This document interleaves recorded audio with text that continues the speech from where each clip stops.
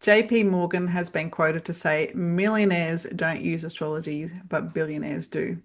And today I'm going to show you some examples of how these billionaires have used astrology and also how other companies have used biblical symbolism or mystical symbolism to basically sell their wares. And the reason I think it's important to know about these things is because these symbols reach deep into our subconscious mind.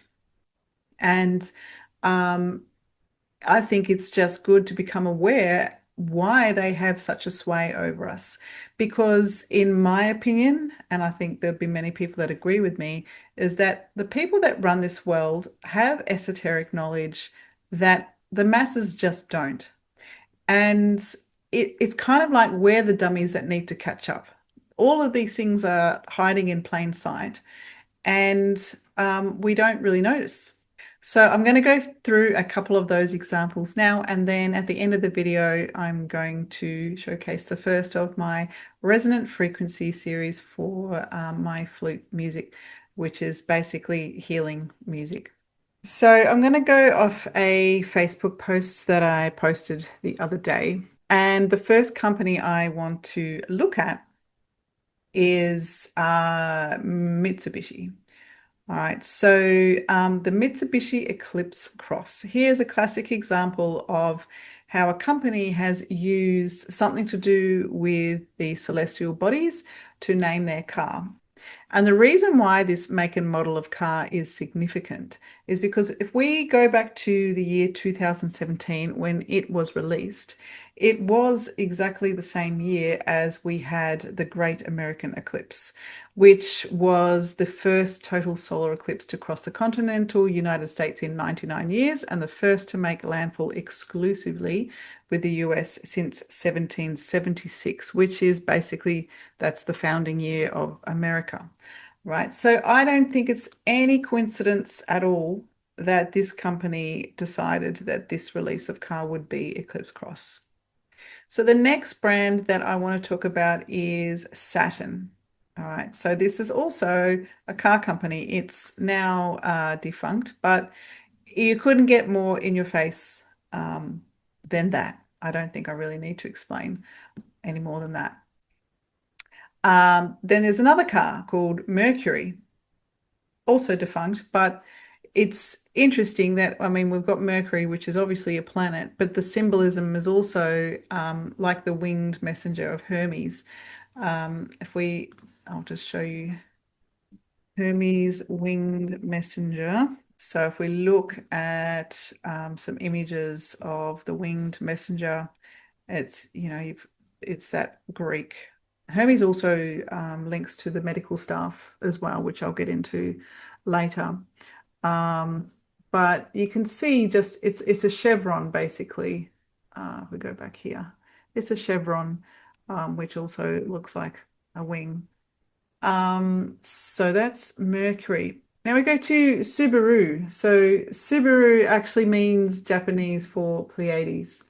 And you can see in their logo here, they've got their 6 stars. Well, so basically, there's 7 stars in the Pleiades, but they're not all visible to the naked eye. So Subaru's put the 6 stars in there, and they're in the constellation of Taurus. Next up, we have Toyota Corona. So Corona, I mean, after 2020, we should all be fairly um, familiar with what corona is, which is essentially relates to the sun. It's the crown around the sun. All right. So again, we've got a car naming itself after something to do with the stars. So Toyota Corona means crown in Latin, also refers to the sun's outer atmosphere, and the astrological symbolism, solar vitality, divine kingship, radiant energy. If we look at the release date of Toyota Corona, May 1957, and sun cycle, May 1957. In May 1957, the Sun was in its highly active solar cycle 19, which was the strongest in recorded history. This peak activity is linked to the modern maximum of solar activity and was a focus of the International Geophysical Year, which also saw the launch of the first artificial satellite, Sputnik 1, in October 1957. The month also included a total lunar eclipse on May 13th, 1957. So that's interesting, right? Now let's look at Peugeot, which we have the lion logo. All right, and when you see lion, basically anything to do with the lion is to do with Leo, the constellation of Leo, Leo the lion. Think about, the Lion King, Disney. There's a reason why it wasn't called the Goat King or anything like that. It was the Lion King, because this is when the sun is at its peak in the Northern Hemisphere, and it relates to the whole cycle around the equinox points and the solstice points. So the lion represents Leo, the sun-ruled zodiac sign of leadership, power, and pride. And there's certainly lots of links to biblical themes around the lion as well. So there's obviously a lot more. There's Mazda, which is named after Zoroastrian god of light and wisdom, which is all about the sun, fire archetypes.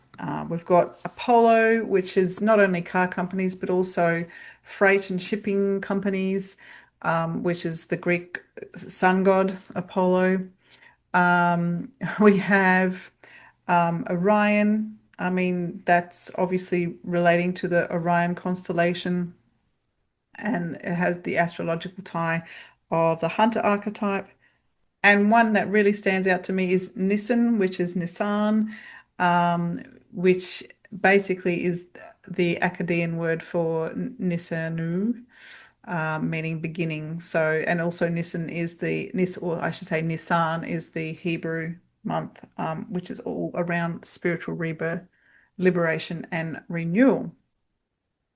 So that's just a couple of car companies I wanted to talk about.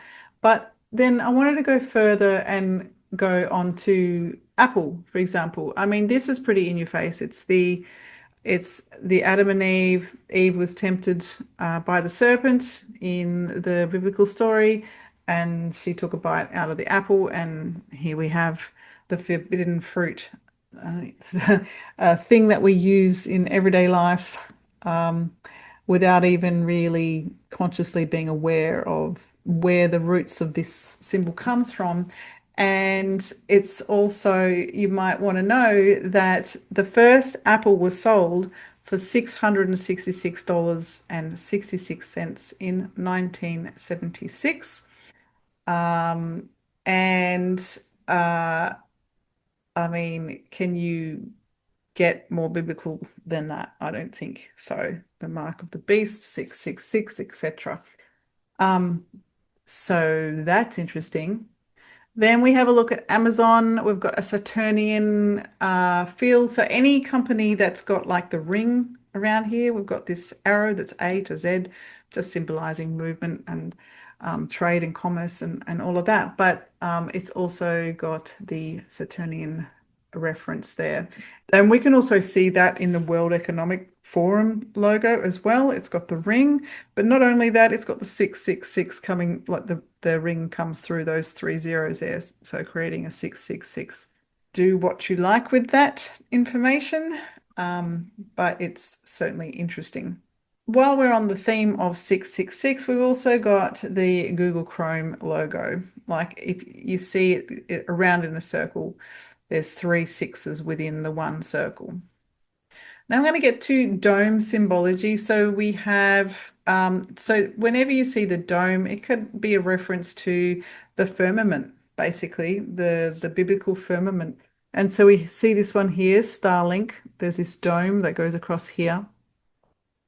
We see that in Disney, again, the dome, and they've got the cross, the plus symbol, which is basically like the cardinal cross. the four cardinal directions, and also these points relate to the equinoxes and the solstices within the sun cycles. Moving on to more biblical themes, the United Nations.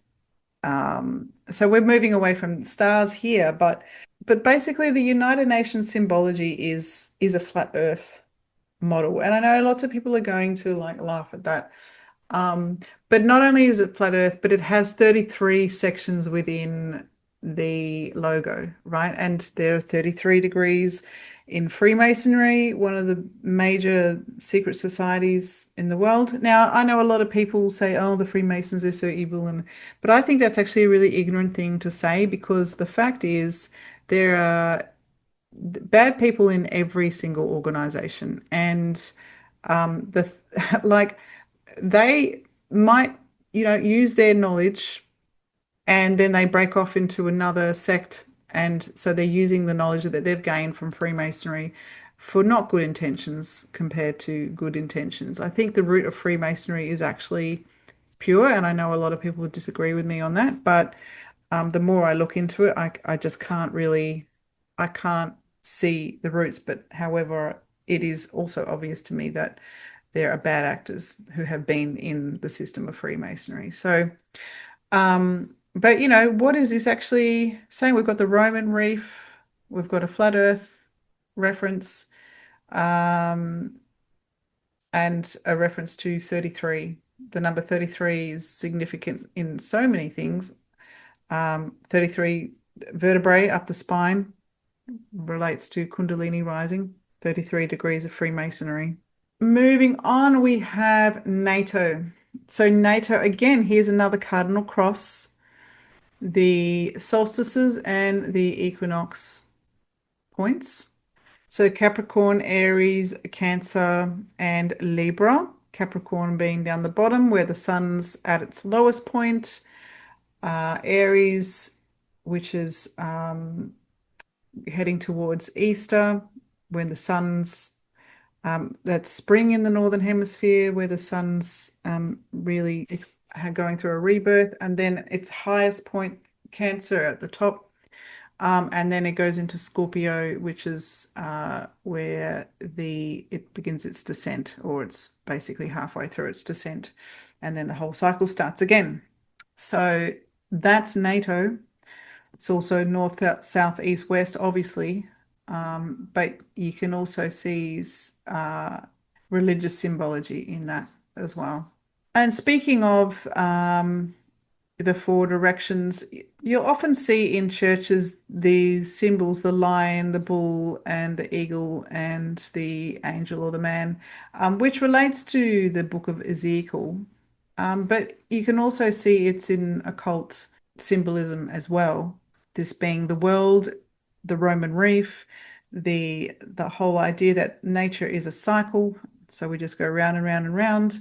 The eagle representing Scorpio, Leo the lion, Taurus the bull, and Aquarius relating to the man. So we have as above, so below kind of symbolism here.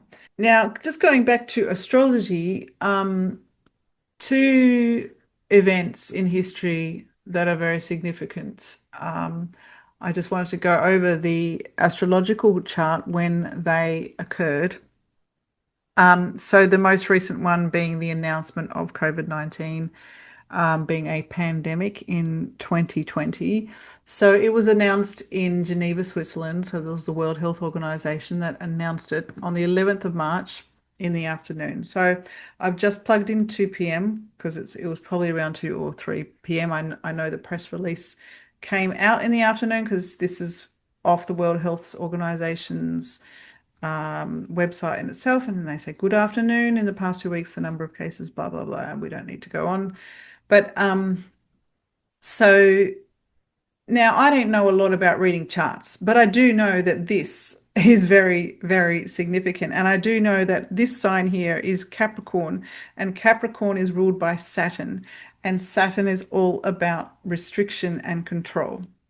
All right, so you've got these two lines here converging into Capricorn, um, and so we've got major movers, we have Mars, we have Jupiter in this house here. So, and I know that a professional astrologer could really do a deep dive on this, but you really don't have to know that this is a highly imbalanced astrological chart. Because usually when you look at a chart, you'll see things like spread out all over the place, but it was all pointing to Capricorn, a major Capricorn theme, so a major Saturnian theme. If you look up here, it says Saturn 29 degrees. So the higher this number, the closer it is to 30, the more that kind of energy has resonance. All right, so that's little I know about astrology, but I can see that that's very significant.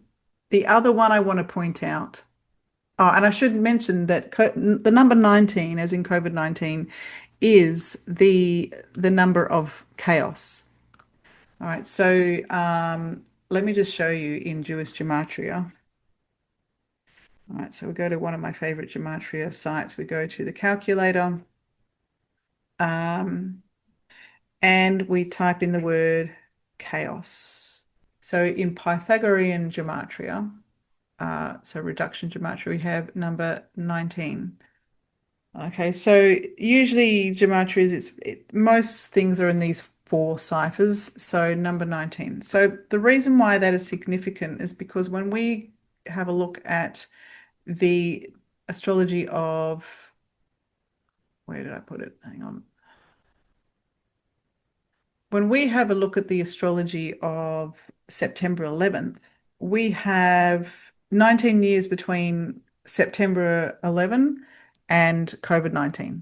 Some people would say, oh, that doesn't really mean anything. But when you start delving into gematria and the number 19, you can start to see that there's a pattern here.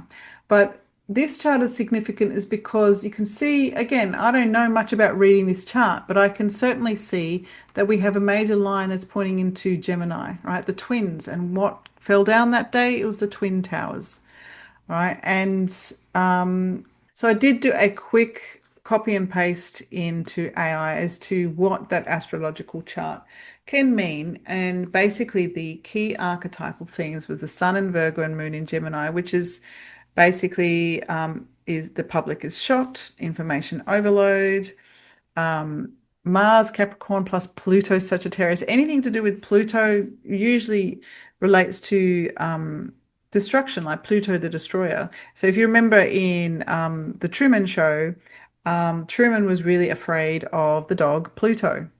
And if there's ever a movie that's got Masonic symbolism in it, it's definitely the Truman Show.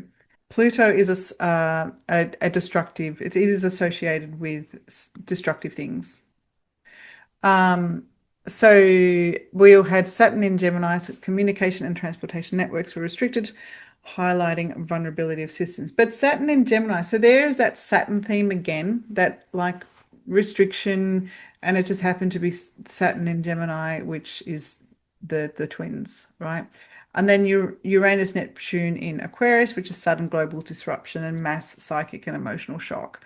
So you can see how this links. Jupiter in Cancer, collective protective instincts and grief, emergence of homeland security policies, and Chiron in Sagittarius, long-term wound to belief systems, ideological frameworks, and global trust. So, I mean, in the last 25 years, 9/11 and COVID-19 would have to be the two big events that really shook the world. And so it is interesting looking at the astrology of that. Now, it's a whole other discussion as to whether the powers that be did these things deliberately. But if they wanted to restructure society, do you think it would be in their benefits? It would be beneficial for them to look at the mood of the sky to make sure that they're using all the possible positive energies that they possibly can use to for things to go their way. And while we are talking about Hermes and the medical system in general, it's worth pointing out that the rod of Asclepius and the caduceus are key medical symbols. And, most of us don't bat an eye about that. And I'm not saying it's evil, but what I am saying is that, major organizations draw on these deep archetypal symbols. And I just think it's worth asking why. What would be the reason for that? And this goes deep into Greek mythology and all sorts of things like that. So there are a lot more examples of these things, but I just wanted to give you a taste today because I've been looking into these things, and it's incredible. And it's not to put fear in anyone's mind. I just think it's if you're aware of symbolism, then you're less likely to be manipulated at key points and make decisions that you're later going to regret. So, without further ado, I'm going to present to you now the first of my resonant frequency series, which is my healing flute music. So, hope you enjoy. And if you would like a bioenergetic voice reading, you want to consult with me, check the links in the description. You can book in with me. You can also learn my signature Qigong practice, which is Pengyu Shengong. And you can join me every day on Zoom to practice with me if you like, and a bunch of other people. I've also got the Qigong 6 Healing Sounds in the link, which you might be interested in. Basically, everything I do is to enhance the energy field, which has a direct effect on our physical and emotional and mental well-being. So feel free to check out the links below, but I'm going to leave you with my healing flute music for now.